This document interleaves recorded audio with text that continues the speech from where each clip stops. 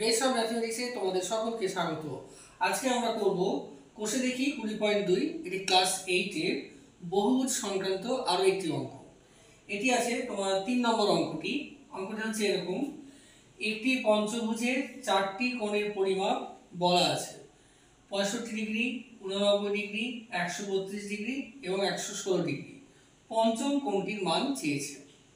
এর আগের সূত্রে তোমরা দেখেছো যে কোনো বহুভুজের অন্তঃকোণগুলির সমষ্টি কিন্তু বের করার একটা সূত্র আছে। তাহলে সেই হিসাবে এই পঞ্চভুজের যে 5টি কোণ হয় অন্তঃকোণ, তাদের সমষ্টি কত এটা আমরা বের করতে পারবো। তো এটা আগে আমরা বের করে নিই। তাহলে আমরা বের করব এই সূত্রের সাহায্যে পঞ্চভুজের অন্তঃকোণগুলির সমষ্টি। পঞ্চভুজের অন্তঃকোণগুলির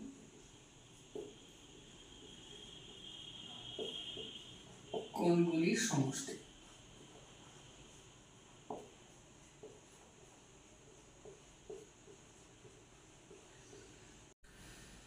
2 into n-2 into 90 ডিগ্রি, এটা হচ্ছে সূত্র।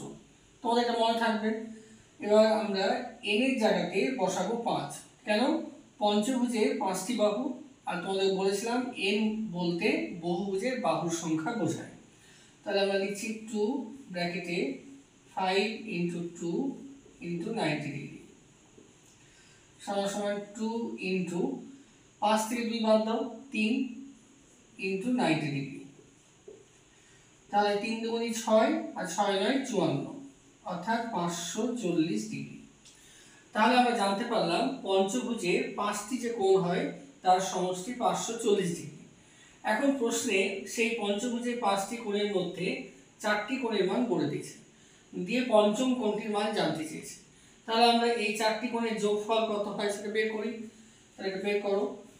65 ডিগ্রি, 89 ডিগ্রি, 132 এবং 116।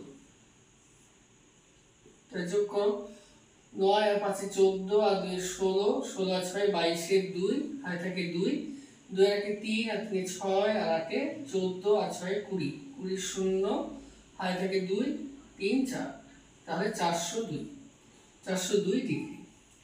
তাহলে 5টি কোণের মধ্যে 4টি কোণের সমষ্টি 402 ডিগ্রি, আর 5টি কোণের সমষ্টি 540 ডিগ্রি। তাহলে পঞ্চম কোণটি অবশ্যই 540 থেকে 402 বিয়োগ করতে হবে।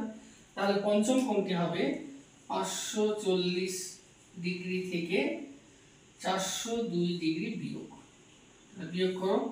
10 থেকে 2 বাদ দিলে 8, এখানে 1 হলো, 4 থেকে 1 বাদ দিলে 3, 5 থেকে 4 বাদ দিলে 1। তাহলে পঞ্চম কোণটির মান আমরা পেলাম 138 ডিগ্রি। তো এভাবে আমরা খুব সহজেই যদি বহুভুজ সংক্রান্ত যে সূত্রগুলি আছে সেগুলো ভালোভাবে মুখস্থ করি, তাহলে তোমাদের ক্লাস 8-এ যে বহুভুজ সংক্রান্ত শর্ট প্রশ্ন আছে সেগুলো তোমরা করতে পারবে।